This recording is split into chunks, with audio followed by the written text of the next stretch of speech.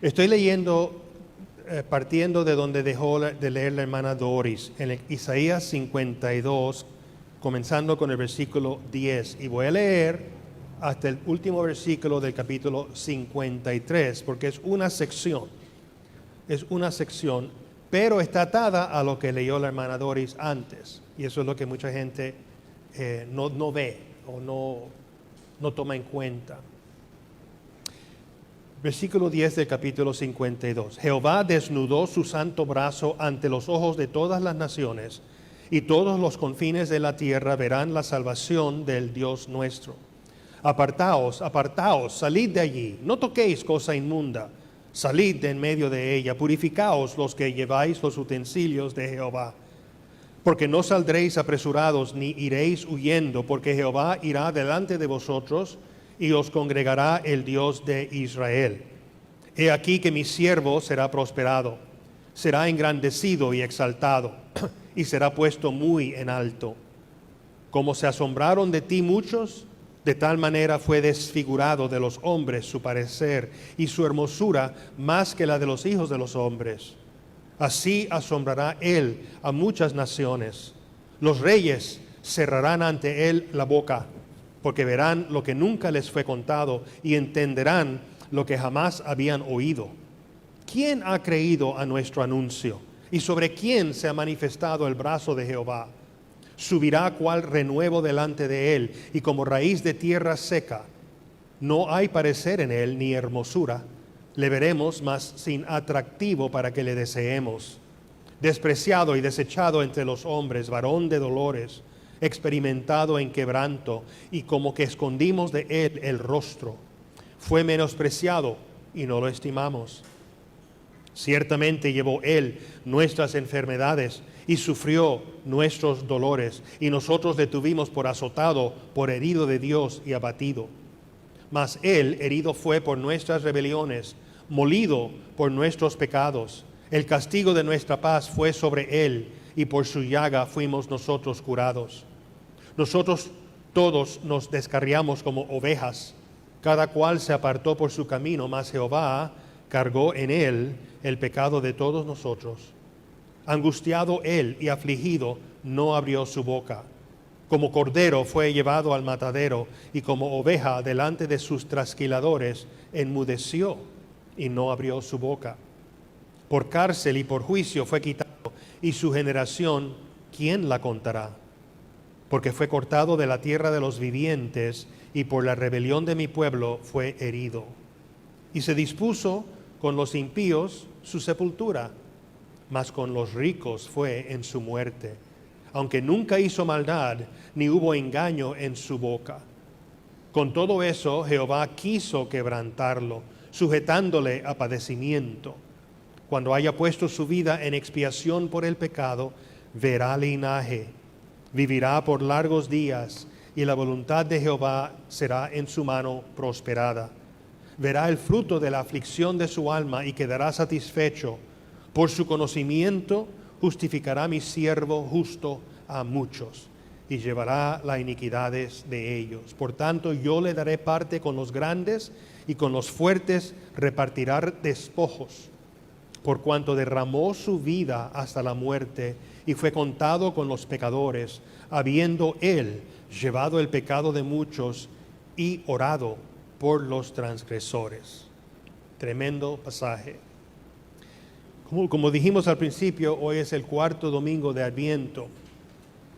El primer domingo de Adviento vimos un número de profecías y eventos históricos, especialmente atándolos a la profecía de Daniel, que en conjunto ilustran las palabras de Pablo en Gálatas 4:4, donde dijo que Cristo fue encarnado en el cumplimiento de los tiempos. Pudiéramos haber llamado ese mensaje los tiempos predichos, porque eso es lo que fue.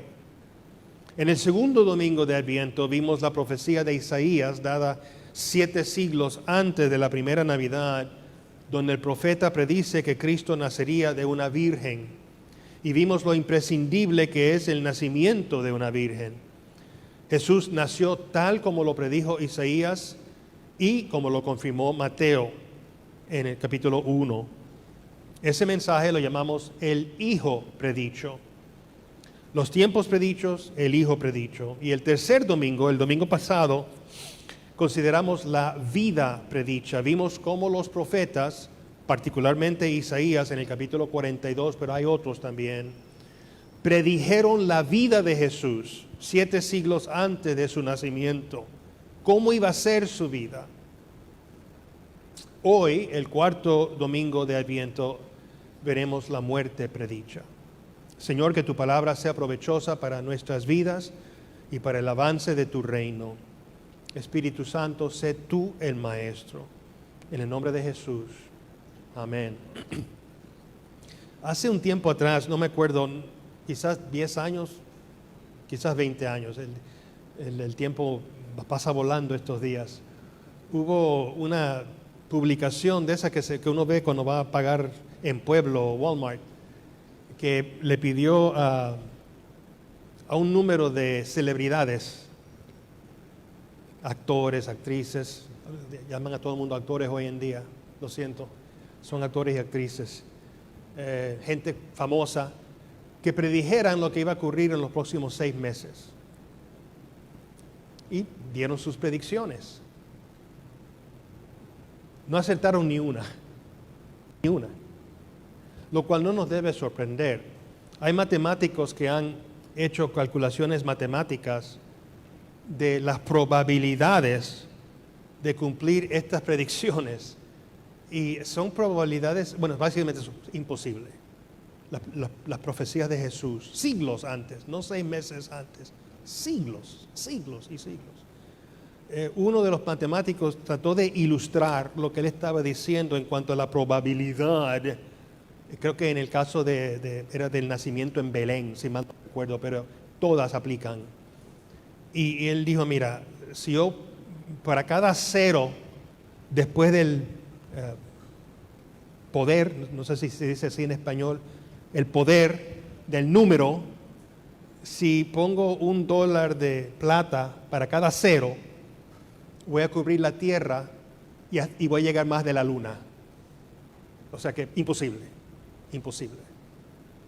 Y sin embargo vemos profecía tras profecía, tras profecía, tras profecía cumplida en Jesucristo, y muchas de ellas en la Navidad.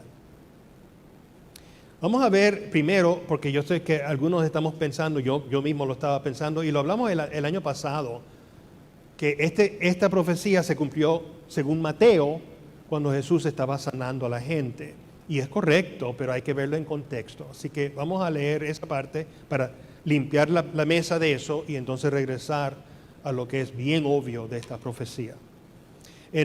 Mateo lo cita en Mateo 8. Cuando llegó la noche, trajeron a él muchos endemoniados y con la palabra echó fuera a los demonios y sanó a todos los enfermos, para que se cumpliese lo dicho por el profeta Isaías cuando dijo, él mismo tomó nuestras enfermedades y llevó nuestras dolencias. Lo acabamos de leer, Isaías 53.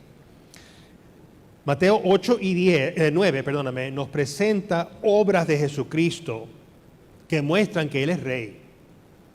Son demostraciones de su divinidad y su autoridad como Rey. En Juan 14, en otro contexto, Él le dice, ok, no me quieren creer mis palabras, pues créanme por las obras, pues. Las obras son contundentes, comprueban lo que yo soy. El mismo Nicodemo le dijo, tú no puedes dar estas señales, que también se puede traducir obras, a menos que Dios esté contigo. Con estos milagros, Jesús nos está dando un anticipo de su reino, de esta era. Isaías 35 nos da más, dice, entonces los ojos de los ciegos serán abiertos, los oídos de los sordos se abrirán, entonces el cojo saltará como un ciervo y cantará la lengua del mudo, porque aguas serán cavadas en el desierto y torrentes en la soledad. Mateo, como ya acabamos de leer, específicamente cita a Isaías 53 como cumplimiento de parte de Jesús sanando a la gente.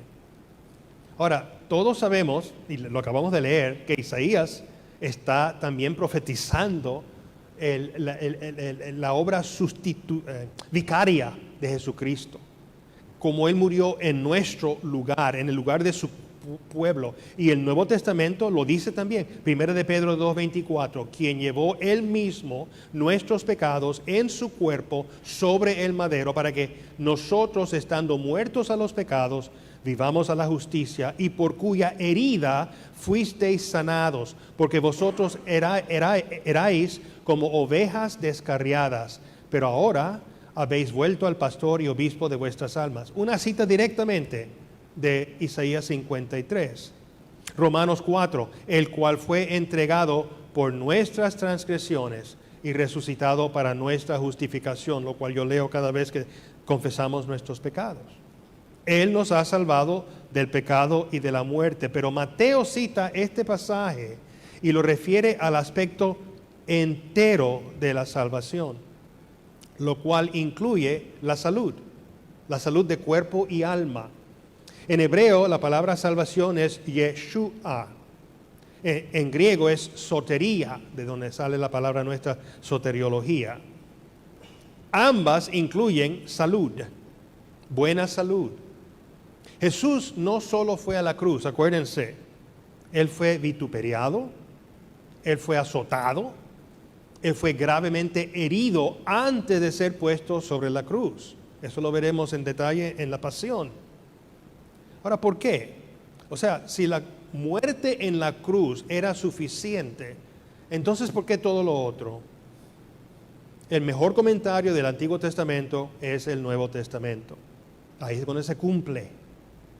Y el Nuevo Testamento hace bien claro que Isaías 53 es cumplido por Jesucristo en su muerte y en nuestra redención, sin duda.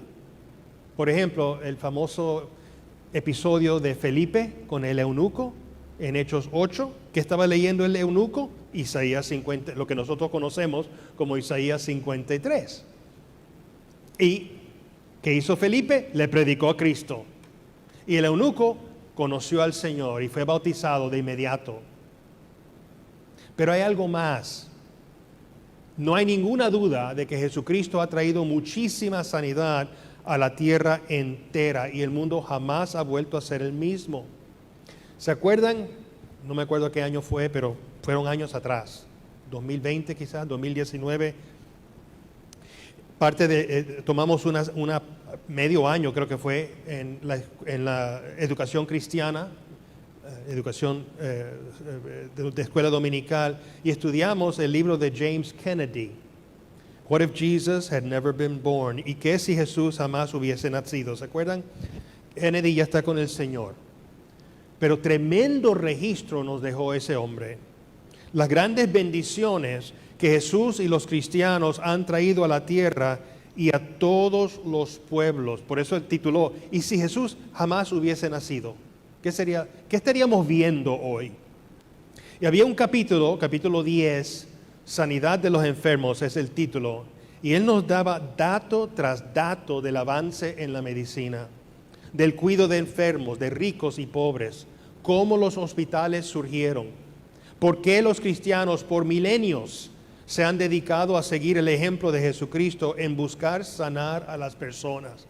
Y no solo eso, vivir la vida cristiana es saludable. Si Jesús no hubiera venido, la medicina no estaría tan difundida y tampoco hubiera existido esta obra de compasión. A propósito, entre paréntesis, escucha bien.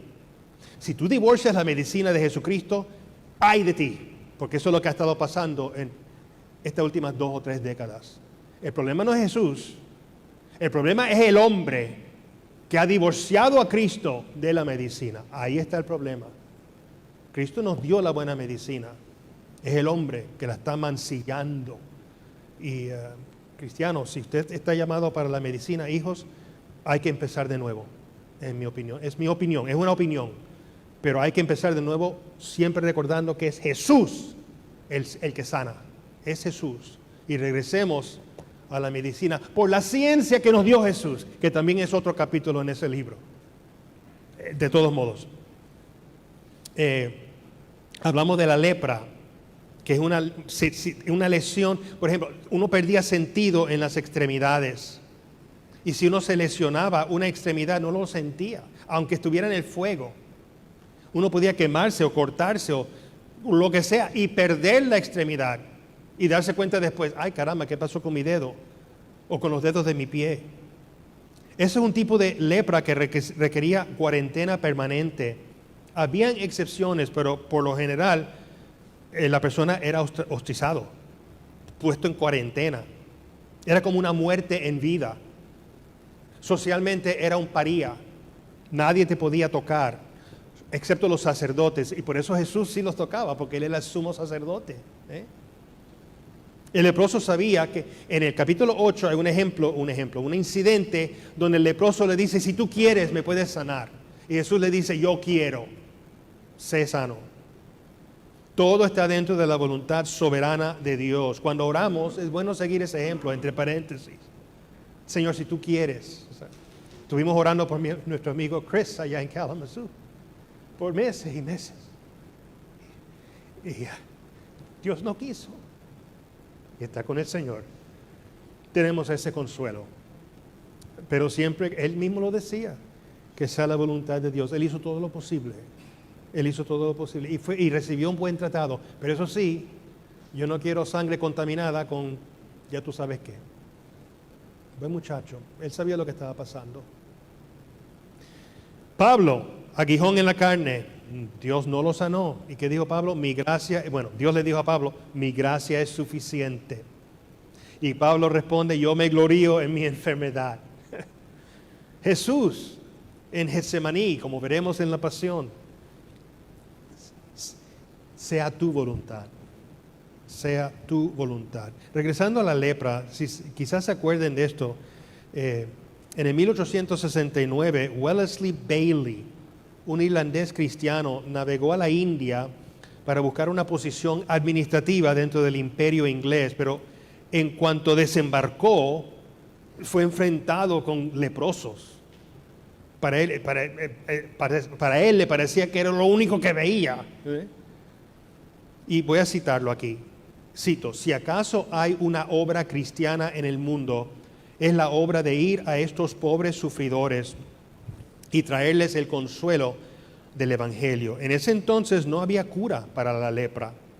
La bacteria que causa la lepra no fue descubierta hasta el 1874 por el doctor Hansen. Y hoy en día lo llaman Hansen's disease. Y muchos se apresuran a decir, y él era un ateo. Sí, un ateo, es verdad, un ateo. ¿Y dónde estudió este ateo? En una universidad cristiana. ¿En dónde? En Noruega. ¿Y cuál era la religión estatal de Noruega cuando él estaba estudiando? El luterano. Así que un ateo se montó sobre los hombres de la cristiandad y por la cristiandad ese ateo descubrió la bacteria. Así que no me vengas con nada de que es un ateo. Es un ateo que robó. Como todos los ateos, roban. Van Til decía, el ateo se monta sobre el regazo de Dios y le trata de dar una cachetada. Exactamente. De todos modos, regresando a Bailey, él fundó la misión del leproso. Esto fue una misión dentro de la misión americana presbiteriana de ese entonces, ya eso no existe. Esta misión creció hasta cubrir grandes partes de la India y Asia y hasta Sudamérica llegó esto. Hoy en día la lepra sigue existiendo, pero en muy pocos lugares, donde el evangelio todavía no predomina y por lo tanto la sanidad es muy atrasada. En uno de sus últimos discursos, Bailey dijo esto, y lo cito, la misión nació y se acunó, en la cuna de esta misión, en la oración. Se crió en la oración, se alimentó en la oración, y la oración ha estado en la base de su éxito desde los primeros momentos de su vida. Y termino la cita. El mundo que nos ha dado Cristo es un mundo que en gran manera ha erradicado la lepra. Eso es un solo ejemplo. Un mundo de sanidad y limpieza, porque la limpieza también reduce o limita las enfermedades. Mateo nos declara esa gran realidad. Cristo sanó a multitudes y en eso Él cumplió la parte física de la profecía de Isaías. Pero bien, ahora regresemos a Isaías, porque la profecía de Isaías implica muchísimo más que eso. Punto número 2, el buen siervo. Hemos visto en pasadas ocasiones que Isaías tiene 4 cantos al buen siervo, al siervo de Dios, al siervo del Señor. En el capítulo 42 lo vimos, no vimos el 49 y 50, pero están allí también. Ahí están los 3 cantos antes de este canto, que comienza con el versículo 13 del capítulo 52. Ahora, cuando vimos la vida predicha en el capítulo 42, notamos que el Señor identifica a su siervo como Jesucristo. Pero también, dependiendo del contexto, Él identifica a su siervo como su pueblo. Por ejemplo, en el mismo capítulo 42, esto lo vemos en el 49 también, pero este es un ejemplo. Serán vueltos atrás, bueno, no hay tiempo, pero en el versículo 19 del 42, ¿quién es ciego sino mi siervo? Eso no es Jesucristo. ¿Quién es sordo como mi mensajero que envié? ¿Quién es ciego como mi escogido y ciego como el siervo de Jehová? El contexto es de juicio, es de reprensión al pueblo de Dios por su desobediencia. Así que cuando uno lee el siervo del Señor, tiene que ver el contexto. Es como Cristo y la iglesia. Cristo es la cabeza, la iglesia es su cuerpo. Y como hemos visto en el pasado, hay ciertas papeles que el cuerpo hace igual que la cabeza. Predicar el evangelio, por ejemplo. Hay otros que no puede hacer. Yo no me puedo parar aquí y decir, yo te perdono tus pecados. Eso es una blasfemia. Me cae un relámpago. Cuidado, ¿no? Es una blasfemia. Yo no puedo perdonar pecados. Solo Jesucristo puede perdonar pecados. Así que depende del contexto. En Isaías, el siervo es Jesucristo, pero también pudiera ser su cuerpo, el pueblo o su pueblo. En Isaías 42, 17 al 19 es obvio que se está refiriendo al pueblo. Ahora, hoy en día es común oír que el siervo en estas profecías de Israel es Israel, el pueblo, la nación de Israel, o cualquier otra entidad que no sea Jesucristo, Isaías, Adán, pero usualmente te van a decir, esto es Israel. Esto fue después de la muerte, la vida, muerte, resurrección y ascensión y sesión de Jesucristo. Me acuerdo ver una entrevista entre un ministro muy conocido, el cual ya está con el Señor, y el cual yo respeto mucho. A propósito, yo lo respeto mucho. Un buen hombre. Él estaba entrevistándose con un americano judío, un norteamericano judío. Y entonces él cita Isaías 53 como evidencia de que Jesús es el Mesías. Y el judío le respondió sin titubear, le dijo, no, Isaías 53 se refiere al pueblo de Israel, a la nación de Israel. Y el ministro se quedó mudo. Me sorprendió, sinceramente me sorprendió. Porque yo que no tengo ese fondo que tenía él, yo sabía que hace tiempo, siglos ya, que los rabís judíos están enseñando que Isaías 53 no se refiere a Jesucristo. Y parece que este ministro no lo sabía o no estaba preparado para contestar. Pues tenemos que estar alertas a eso. Hay un gran problema con esa interpretación de que es la nación de Israel, el Estado de Israel.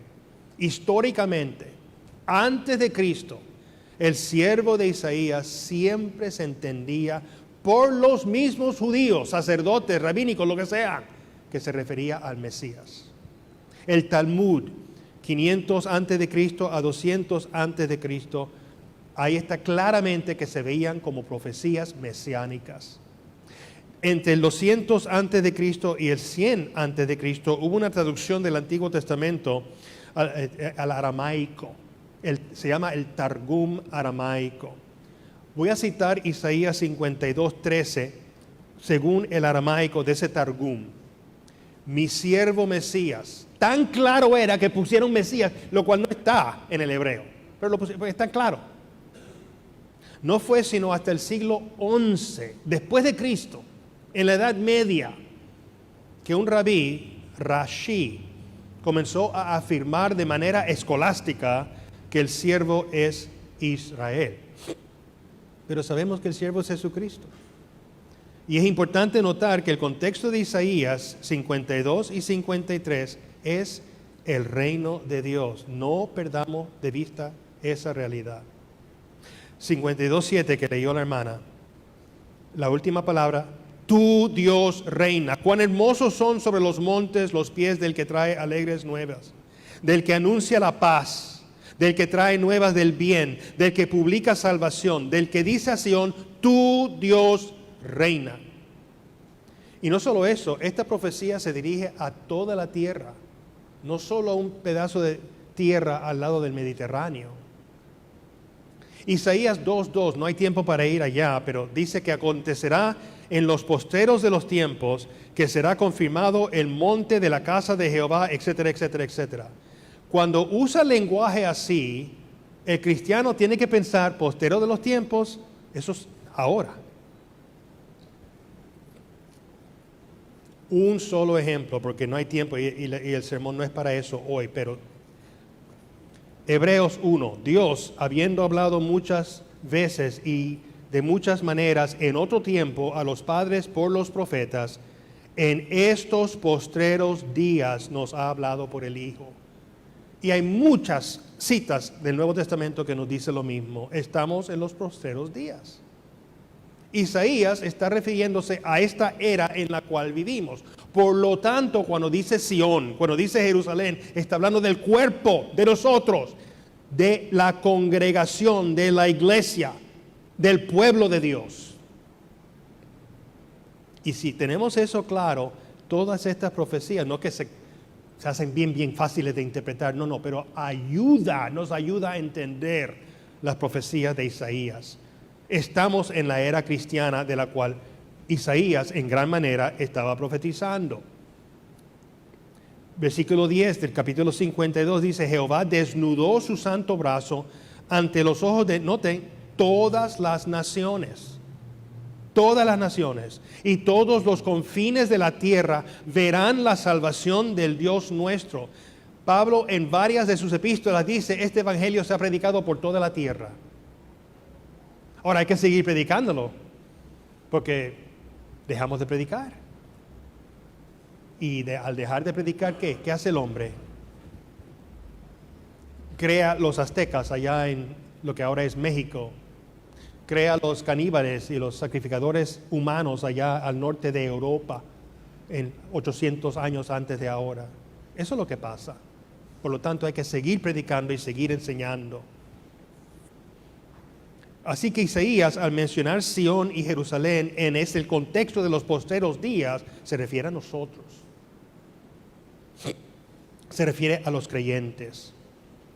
Nos dice que vendrán días que seremos vindicados por el mismo Dios Trino. Versículo 12 del 52. Jehová irá delante de vosotros y os congregará el Dios de Israel. No estaremos perseguidos, habrá una victoria final. No la hemos visto, pero viene y estamos en ese proceso. Ahora, después de declarar estas grandes profecías, hay mucho más en el capítulo 52, pero quería darles un porque tengo que llegar a la muerte predicha. El mundo entero va a ver que Dios reina. Y de repente, Isaías nos habla del siervo del Señor. He aquí que mi siervo será prosperado. Versículo 13. Desfigurado de los hombres su parecer. Muchos separan. Yo no sé si su Biblia tiene, hasta ponen ahora el siervo, como que no tiene nada que ver con lo que vino antes. Tiene todo que ver con lo que vino antes. Todo. Tiene todo que ver con el reino de Dios. Versículo 15, tengo que notar que la palabra allí, que la Reina Valera traduce asombrará, es la palabra nazá. Esa palabra se usa 24 veces en el Antiguo Testamento. Nazá. En el inglés, las 24 veces se traduce sprinkle, rociará o rociar. En el español, 23 de las 24 veces se usa rociar. Pero aquí puso el Reina Valera, asombrará. No he tenido el tiempo para investigar por qué hicieron eso. Pero sí busqué en Strong's y es rociar. Rociar. Así que no entiendo por qué. Pero entiendo por qué es rociar. Yo sé por qué es rociar. Va a purificar. Va a purificar toda la tierra. ¿Qué dijo Jesús en su gran comisión? Predicar el Evangelio y bautícenlos en mi nombre, en el nombre del Padre, del Hijo y del Espíritu Santo. ¿Qué hace? El rocío aparece en el Antiguo Testamento, especialmente en la ley, rociar agua, rociar sangre. ¿Usted cree que cuando usted se lanza en el mar, sale limpio? No. Es significativo, es un símbolo de limpieza. La limpieza no viene del agua que te rocían encima, la limpieza viene de la sangre de Jesucristo. El bautismo es una señal de una realidad interna. Y desde toda la era por rocío o echar agua por encima, porque es de Dios a ti, no es de ti a Dios. Y Isaías estaba profetizando esto. Limpiar, santificar. Tercer punto, el buen siervo vino a morir. En los cantos del siervo en Isaías hay profecías del reino de Dios en la tierra. Hay promesas de justicia, de la rectificación y corrección del mal, del ajuste de las balanzas de justicia. Todo esto suena muy alentador. Suena, esto está tremendo. Pero hay una sombra. Hay algo desconcertante. Y este algo es lo que fue una piedra de tropiezo al judío y una necedad al gentil. Este algo se ve en el capítulo 52 y se ve sin duda en todo el capítulo 53. Y es esto: el siervo Mesías, como dijo el Targum aramaico, este siervo Mesías va a morir. Va a morir. Esta era gloriosa que Isaías profetiza viene, pero para llegar el siervo tiene que morir. Tiene que morir en nuestro lugar. Tiene que pagar por nuestros pecados. Esa es la única forma de satisfacer la justicia eterna de Dios. Es la única manera de crear una nueva humanidad sobre el cual el Rey va a reinar. En el versículo 13 dice: he aquí que mi siervo, del capítulo 52, será prosperado, será engrandecido, será exaltado, será puesto muy en alto. Esto es Filipenses 2, 9 y 10 y 11. Por lo cual Dios también le exaltó hasta lo sumo y le dio un nombre que es sobre todo nombre, para que el nombre de Jesús se doble toda rodilla de los que están en los cielos y en la tierra y debajo de la tierra, y toda lengua confiese que Jesucristo es el Señor, para gloria de Dios Padre. Pero antes de llegar a esa exaltación, hubo la gran humillación. Pablo dice, cuando cita Isaías, de inmediato va a cita del 52, cuán hermosos son los pies, y de inmediato va al 53. Pero ¿quién ha creído nuestro anuncio? Y la respuesta está en el mismo versículo 1 del 53. ¿Quién ha creído a nuestro anuncio? ¿Y sobre quién se ha manifestado el brazo de Jehová? Esos son los que han creído el anuncio. Aquellos sobre los cuales el brazo de Jehová ha sido desnudado, el poder de Jehová ha abierto nuestros corazones y nos ha salvado. Nosotros hemos creído el anuncio. ¿Porque somos gran cosa? No somos nada. Porque Dios se compadeció de nosotros. Dios manifestó su brazo y su poder sobre nosotros. Y de 120 personas en ese aposento alto, en el día de Pentecostés, estamos hablando de multitudes que no se pueden contar, porque Dios ha desnudado su brazo sobre cada uno de ellos y sobre todos esos hogares a través de milenios. Conclusión. Lucas 2:10. Pero el ángel les dijo: no temáis, porque he aquí os doy nuevas de gran gozo, que será para todo el pueblo, que os ha nacido hoy en la ciudad de David un Salvador, que es Cristo el Señor. Esto servirá de señal. hallaréis al niño envuelto en pañales, acostado en un pesebre, un Salvador. Mateo 2:1. Cuando Jesús nació en Belén de Judea, en días del rey Herodes, vinieron del oriente a Jerusalén unos magos, diciendo: ¿dónde está el rey de los judíos, que ha nacido?